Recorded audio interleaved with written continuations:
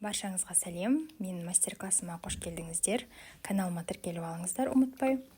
Бүгін біз осындай әдемі элегантный сумочка тоқитын боламыз.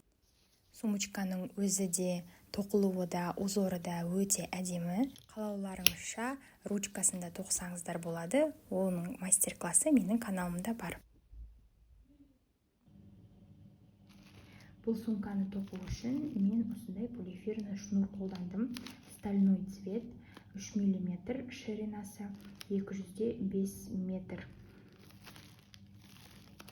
Одан кейін мен 4,5 мм крючок қолдандым, және де сантиметр керек. Ең алдымен біз узелок жасаймыз. Ол үшін жіпті қолымызға орап аламыз, саусағымызға. Одан кейін бірінші жіптің астынан екінші жіпті тартып аламыз және жібере саламыз. Сонда бізде осындай әдемі узел шығады. Енді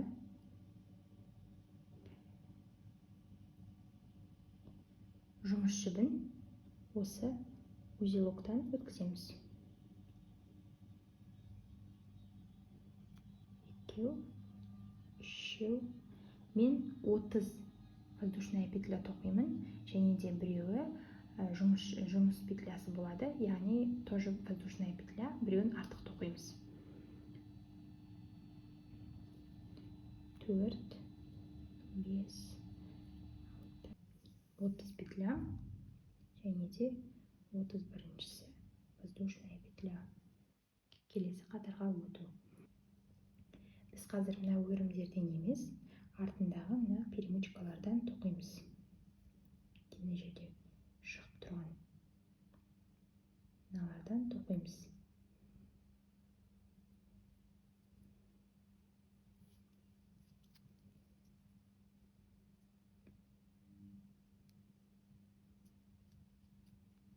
Столбик без накида. Барлық, яғни біздің узорымыз осы столбик без накида менен тоқылады. Екіншісі, мынау 3.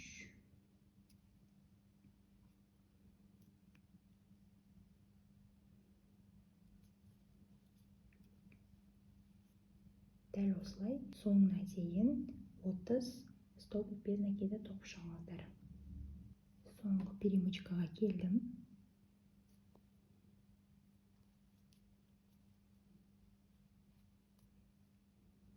Енді қатарға өту үшін бір воздушная петля тоқимыз. Мына жіпті тап тастаймыз.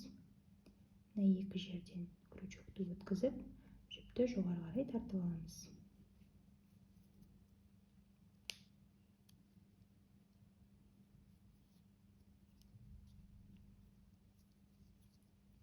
Келесі қатарды біз былай тоқимыз. Міне бізде өрімдер шықты. Біз осылардың мына жағынан, мына қабырғасын іліп алып тоқитын боламыз, және де мына астыңғы сызықтардан тоқимыз. Яғни, қазір мен көрсетемін сіздерге. Мынаған бір кіргіземіз. Одан кейін мынаны іліп аламыз астыңғысын. Солай бір столбик без накида тоқимыз. Мына жіпті ортаға салып отырыңыздар, бірге тоқып кетейік. Мына жағына кіргіздім. Мына жіпті іліп алдым. Жұмыс жібін екеуінен тартып аламын да, осылай столбик без накида тоқимыз. Барлық петляларменен осылай тоқып шығамыз.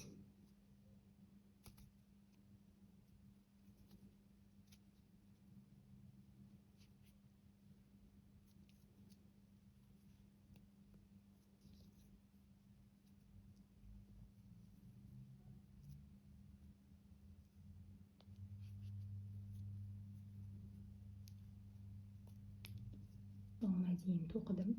Енді воздушная петля жасаймыз. Бізде узорымыз осындай болып шықты. Келесі қатар бұрамыз. Дәл солай келесі қатарды да тоқимыз. Артқы жағын ұстап аламыз. Одан кейін мына петляны іліп аламыз да, екеуін бірге өткізіп, столбик без накида тоқимыз. Өте оңай тоқылады, және де барлық тоқуымыз осындай болады.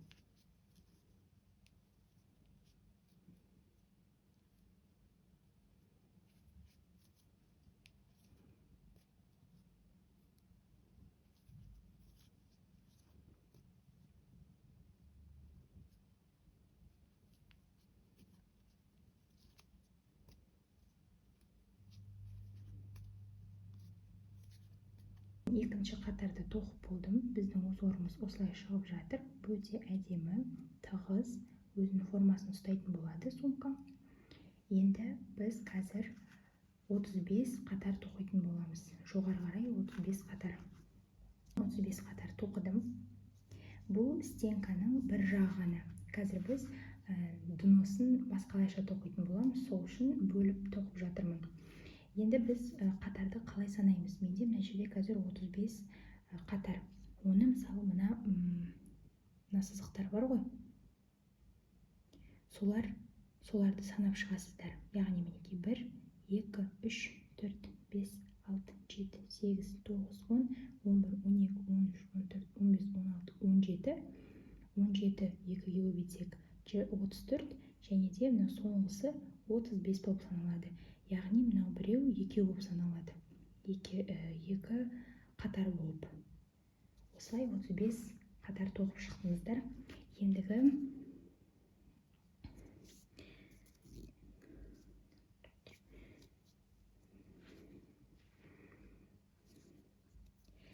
Енді біз тоқымамызды бұрамыз.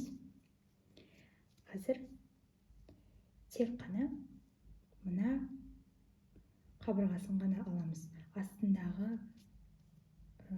Астындағыларға тиіспейміз. Біз қазір тек осы қабырғасын іліп алып, столбик без накида тоқимыз.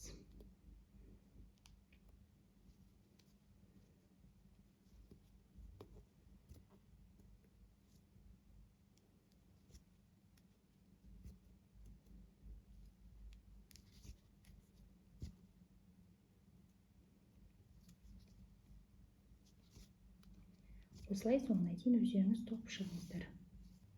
Мен енді ең соңғы петляны тоқып жатырмын. Столбик без накида. Дәл осылай тура осылай екінші қатарды тоқып шығамыз. Столбик без накида. Бір ғана қабырғасын іліп алып.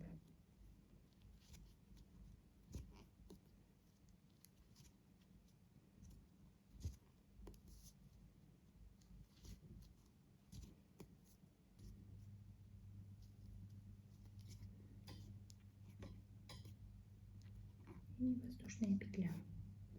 Сонда бізде сумкамыз мына жағы бүйтіп қайырлатын болады. Яғни донышко өзі бөлек, мына жағында бөлек тұрады, қабырғалары екі бөлек тұрады.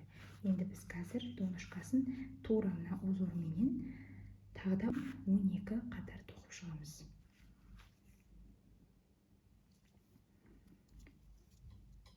Келесі қатарды алдыңғы узорменен жалғастырамыз. Мына екі жіпті тура солай іліп алып тоқи береміз.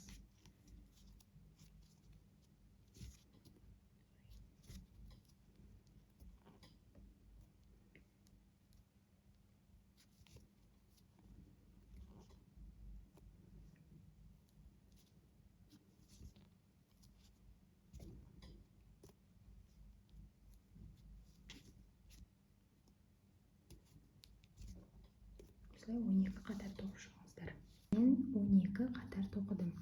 Бұл жерде де дәл солай есептейміз. Мына бірінші қатарды есептемейміз. Өйткені ол столбик без накида артын ілмеген кездегі 1, 2, 3, 4, 5, 6. Яғни бізде осындай 6, яғни 12 қатар шығу керек. Енді біз қайтадан мына изгибті жасауымыз керек. Ол үшін дәл солай 2 столбик без накида, мына 2 ряд столбик без накида мына қабырғадан тоқимыз. Дәл солай.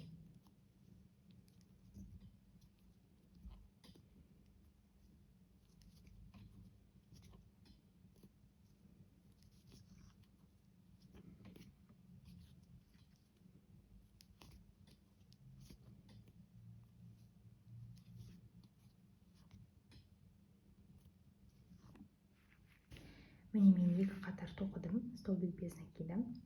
Енді біз қазір мына стенкасын тоқимыз. Тағы да тура осындай 35 қатар плюс тағы 22 қатар тоқимыз клапанға. Біздің сумкамыз мынандай, мысалы, мына стенкасы болатын болса, 57 қатар тоқып шықтым. По желанию сіздер клапанды ұзартсаңыздар болады, енді оны в конце көрсеңіздер дұрыс, өйткені қазір қатты білінбейді. Санап жіберейік бірге. Біріншісін санамаймыз. 1, 2, 3, 4, 5, 6, 7, 8, 9, 10, 12, 13, 14, 15, 16, 17, 18, 19, 20, 21, 22, 23, 24, 25, 26, 27, 28 және 29-шысы. Яғни 2 есеге көбейткенде 57 қатар шығады бізде. Мен бір жағының боковинкасын тоқып қойдым. Енді екінші жағын қалай тоқу керектігін қазір көрсетемін. Міндетті түрде боковинкасын тоқып болғаннан кейін жіпті ұзын қылып қалдырыңыздар. Себебі біз мына екі жанына бір-біріне вшивать етеміз. Сол кезде бізге ол жіп керек болады.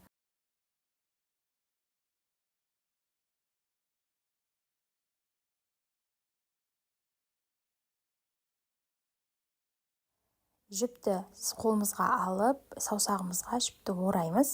Одан кейін тура бірінші алғаш рет жасағандай қылып, узелок жасап, боковинкаға қарай апарамыз.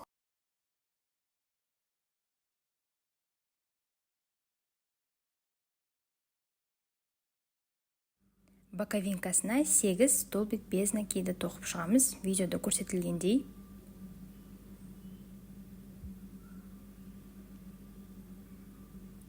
Осылай жұмыс жібін тартып аламыз да, тағы да 2 жіпті бір-бірінен өткіземіз. Осылай 8 столбик без накида тоқып шығамыз.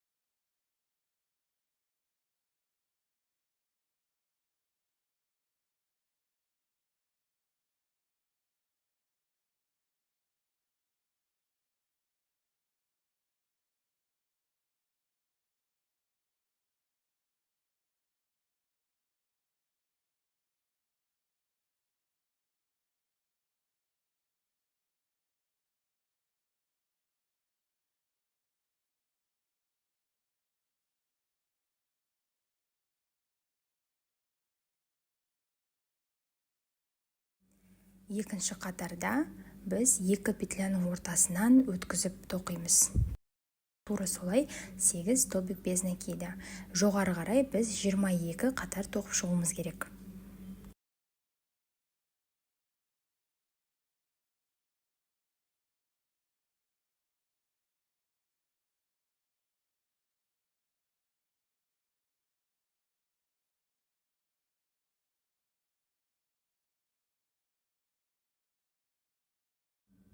Енді өздеріңіз 22 қатар тоқып шығыңыздар. Мен бір боковинкасын тоқып, уже бір-біріменен қосып қойдым. Енді екіншісінде дәл солай тоқисыздар және де бір-біріне қосасыздар. Қазір мен барлығын сіздерге көрсетемін.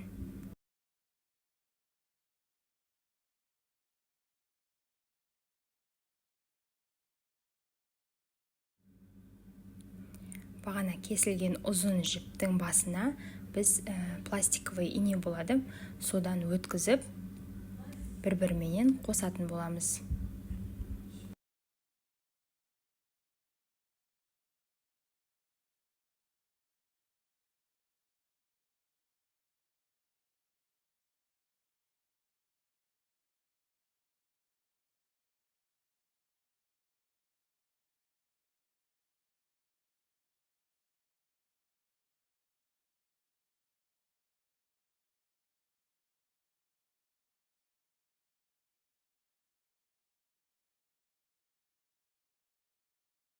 бір жақ қабырғасы менен боковинкасын өте тығыз ұстаңыздар, чтобы бір-біріменен бірдей болып тұру үшін. Мына жіптердің арасынан өткізіп тігіп шығасыздар, былайша айтқанда. Видеодан қайталай беріңіздер.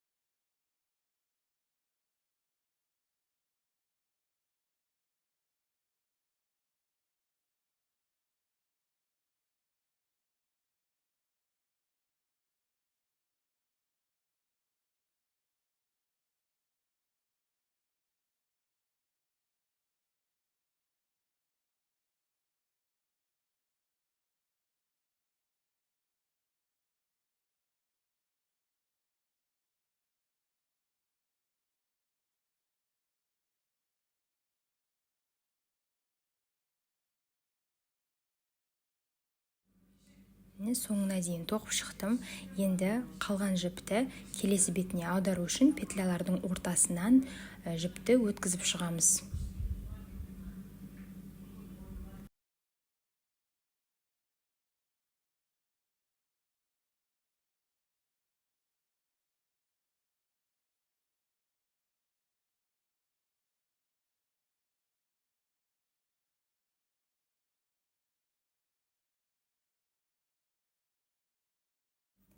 Дәл солай екі жақтың петляларының ортасынан осылай жіптерді өткізіп, қайтадан вшивать етіп шығамыз.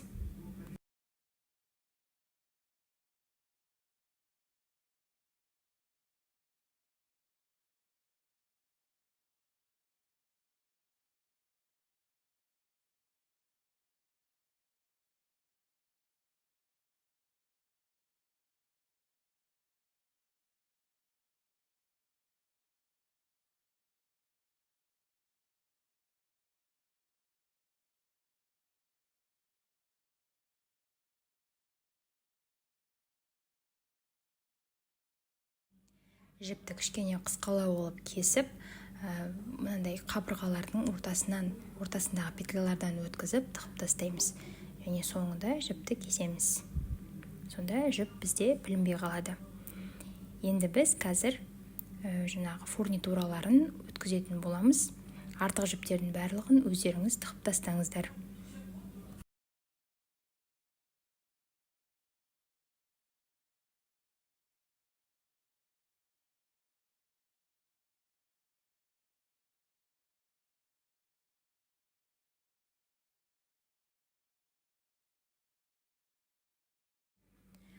Қалауларыңызша ручкасын тоқсаңыздар болады. Ручкасын тоқу менің каналымда бар.